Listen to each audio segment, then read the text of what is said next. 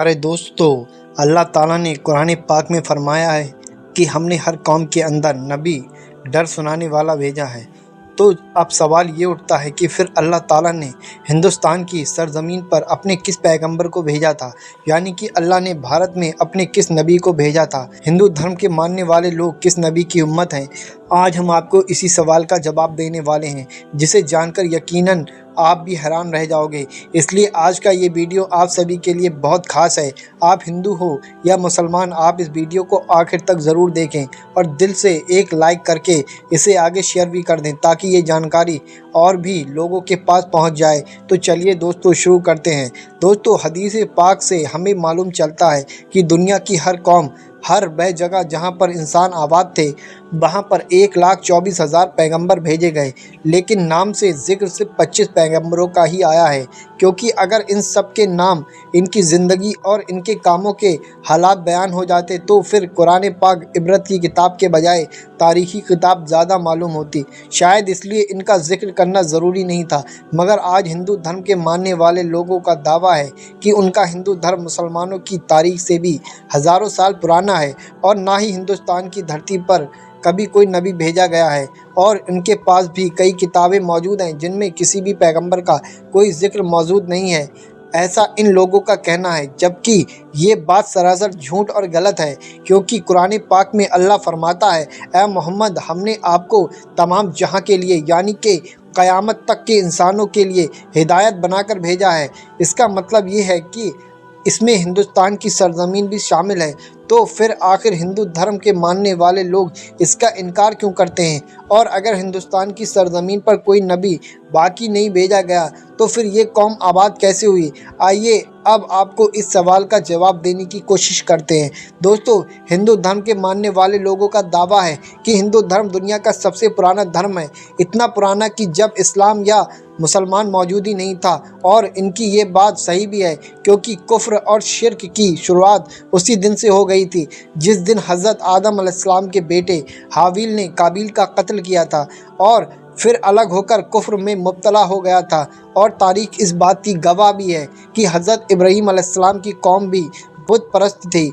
और यही नहीं, अल्लाह के प्यारे नबी हज़रत मोहम्मद सल्लल्लाहु ताला अलैहि वसल्लम के ऐलान नबूवत से पहले काबा के अंदर भी 300 बुत थे, जिन्हें फिर मक्का फ़तह करने के बाद में तोड़ा गया था। तो अब इससे ये बात मालूम होती है कि बुत परस्ती तो दुनिया के पहले इंसान हज़रत आदम अलैहिस्सलाम की नाफरमान औलाद से शुरू हो गई थी और आज तक मौजूद है। मगर इसका ताल्लुक़ किसी धर्म या मजहब से नहीं है, बल्कि गुमराही से है, जो कि शैतान करवाता है। अब जहाँ तक हिंदुस्तान की धरती की बात है, तो यहाँ पर भी इन लोगों की हिदायत के लिए यकीनन कई पैगंबर भेजे गए, जिनकी कुछ तालीमात आज भी सही हालात में मौजूद है, मगर ज़्यादातर को बिगाड़ दिया गया है। इसी वजह से बुत परस्ती और बुराई शुरू हो गई है, क्योंकि इनकी किताबों में आज भी एक खुदा की इबादत का हुक्म दिया गया है, जिसमें बताया गया है कि खुदा का कोई शरीक नहीं है, वह एक है, उसकी कोई औलाद नहीं है। मगर फिर भी लोग उसकी कई मूर्तियां बनाकर पूजा करने लगे। और आज तक हिंदू धर्म के अंदर छोटे बड़े मिलाकर 36 करोड़ देवी देवता माने जाते हैं, या यूं कहें कि अब तक 36 करोड़ बुत बनाए जा चुके हैं। दोस्तों, आज हिंदू स्कॉलर का ये दावा है कि हमारा हिंदू धर्म दुनिया का सबसे पुराना धर्म है, क्योंकि इस्लाम की शुरुआत तो आज से 1400 साल पहले अरब से हुई थी, लेकिन इस्लाम का हिंदुस्तान की सरजमीन से कोई ताल्लुक़ नहीं है। मगर ये कम अक्ल लोग शायद इस बात को नहीं जानते कि इस दुनिया का पहला पैगंबर ही हिंदुस्तान की सरजमीन पर उतारा गया था। जी हाँ, पहला पैगंबर भारत की धरती पर ही उतारा गया था, और वह हज़रत आदम अलैहिस्सलाम। मुसलमान लफ्ज़ का मतलब है अपनी ख्वाहिशों को रब के हवाले करने वाला और उसका हुक्म मानने वाला।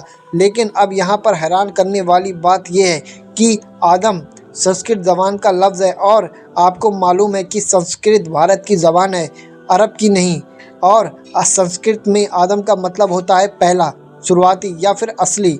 और हम आपको बता दें कि हज़रत आदम अलैहिस्सलाम को कदीम संस्कृत की किताबों के अंदर मनु कहकर बुलाया गया है। अगर हिंदू किसी तरह से उनके वजूद का इनकार करने की कोशिश करें तो ऐसा बिल्कुल नामुमकिन है, क्योंकि इन्हीं की मुक़द्दस किताब ऋग्वेद और पुराण में आदम की पैदाइश और फरिश्तों का उनको सजदा करना, और फिर आदम की पसली से हज़रत हव्वा की पैदाइश शैतान का इन दोनों को बहका कर जन्नत से निकलवाना और इस ज़मीन पर उतार देने के जिक्र साफ तौर पर मौजूद है। और यहाँ पर ख़ास बात यह भी है, श्रीलंका की ज़मीन से हिंदुस्तान की सरज़मीन को जोड़ने के लिए बना हुआ कुदरती पुल आज भी हज़ारों साल बाद पानी के दरमियान मौजूद है, जिसका बनना कोई इत्तेफाक नहीं है। अब दोस्तों, यहाँ पर सबसे अहम सवाल ये है कि हिंदुस्तान की सरज़मीन पर जिस भी पैगंबर को भेजा गया उसके बारे में हमें तारीख़ में क्या सबूत मिलते हैं। यहाँ पर सबसे पहले तो हम आपको बता दें कि हिंदू नाम का कोई भी मज़हब तारीख़ी किताबों में मौजूद नहीं है, और ना ही हिंदू धर्म के किसी भी किताब में और ना ही किसी आसमानी किताब में हिंदू नाम का कोई जिक्र है। लेकिन हाँ, ये बात ज़रूर है कि कभी किसी ज़माने में सिंधु नदी के करीब रहने वाले जो लोग थे, वे अपने इलाके के नाम की वजह से अपने नाम को बिगाड़ कर हिंदू कहलाने लगे, जबकि असल में इनका ये मज़हब संस्कृत ज़बान के अंदर हिंदू नाम से नहीं बल्कि सनातन धर्म के नाम से मौजूद है, जिसका अरबी में मतलब है मज़हब पर कायम रहने वाला। इसका ऐसा मतलब कुरान पाक के अंदर भी मौजूद है। कुरान पाक में इस्लाम को हमेशा बाकी रहने वाला दीन कहा गया है। इसका मतलब ये है कि सनातन का मतलब भी मजहब इस्लाम से ही है। इसके अलावा इनके बाद में हज़रत नूह अलैहिस्सलाम का जिक्र भी साफ तौर पर किया गया है, जिसमें उन्हें नूहा कहा गया है, और बाद में पैगंबरों को मनु कहा गया है, और हज़रत नूह अलैहिस्सलाम को बड़े सैलाब वाला मनु कहकर बयान किया गया है, और इनकी कश्ती से लेकर सैलाब तक का पूरा वाक़या तफसील के साथ बयान किया गया है। तो अब इससे ये बात साफ हो जाती है कि नूह लफ्ज़ संस्कृत के अंदर भी मौजूद है, जिसका मतलब है कश्ती वाला, जो कि अरबी ज़बान के अंदर भी मौजूद है। तो अब इन सब बातों से एक बात आईने की तरह साफ़ हो जाती है कि हिंदुस्तान की सरज़मीन और हज़रत आदम अलैहिस्सलाम के दरमियान एक ताल्लुक़ मौजूद है, और तूफ़ान के बाद जिन बेदों को नाफिज किया गया था वो हज़रत नूह अलैहिस्सलाम की तालीमात थी, और हिंदुस्तान की सरज़मीन पर उनके बेटे की नस्ल से आगे फैला। लेकिन इसके बाद इस कौम ने गुमराह होकर बुत परस्ती करना शुरू कर दिया था, और तारीख़ के हवाले से ये भी पता चलता है कि नूह की कौम की तरह देवी देवताओं की पूजा करने का तरीका दुनिया में कहीं और मौजूद नहीं था। नूह की कौम को साबी कहा गया, जो कि ईरान की सरज़मीन को कहते हैं, जहां पर सिर्फ हज़रत इब्राहीम अलैहिस्सलाम पैदा हुए थे। उन्होंने नूह और उनके दरमियान आने वाले तमाम अंबिया कराम की तालीमात को भुला दिया और पूजा करते थे और फरिश्तों की इबादत किया करते थे।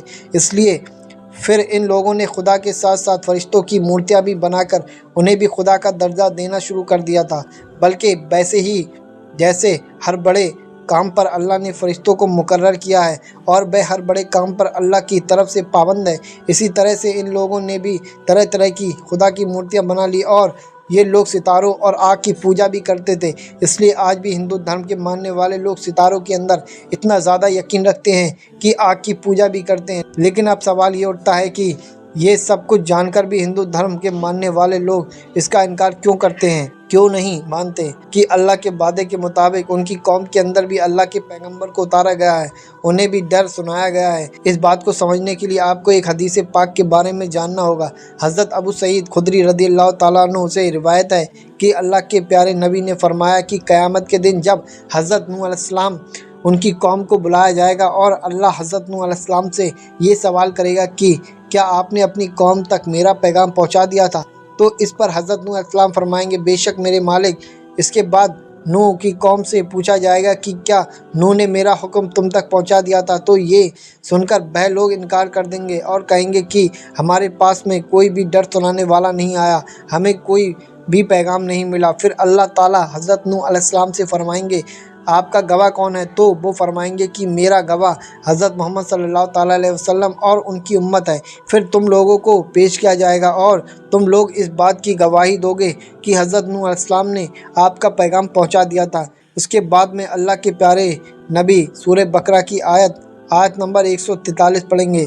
तो दोस्तों, इस हदीस पाक से ये मालूम चलता है कि हिंदू कौम भी अपने नबी हज़रत नूह अलैहिस्सलाम की तालीमात या फिर किसी और पैगंबर को तस्लीम नहीं करती है, जबकि हिंदुस्तान की सरजमीन का मजहब इस्लाम से ही है, जो बिगाड़ की वजह से अपनी शक्ल और सूरत खो चुका है। अब हम लोगों की ये जिम्मेदारी बनती है कि हम इन लोगों तक अल्लाह का पैगाम सही हालत में पहुंचाएं, क्योंकि हमारे नबी को तमाम जहां के लिए रहमत बनाकर भेजा गया है और اب قیامت تک کسی بھی رسول اور پیغمبر کو نہیں آنا ہے۔ پیارے دوستوں، امید کرتا ہوں کہ آج کی یہ جانکاری آپ کو اچھی لگی ہوگی۔ ویڈیو پسند آیا ہو، اگر اچھا لگا ہو تو ویڈیو کو دل سے لائک کر کے چینل کو سبسکرائب کر دیجئے۔ اللہ آپ کو اس کا اجر دے گا۔ اللہ حافظ۔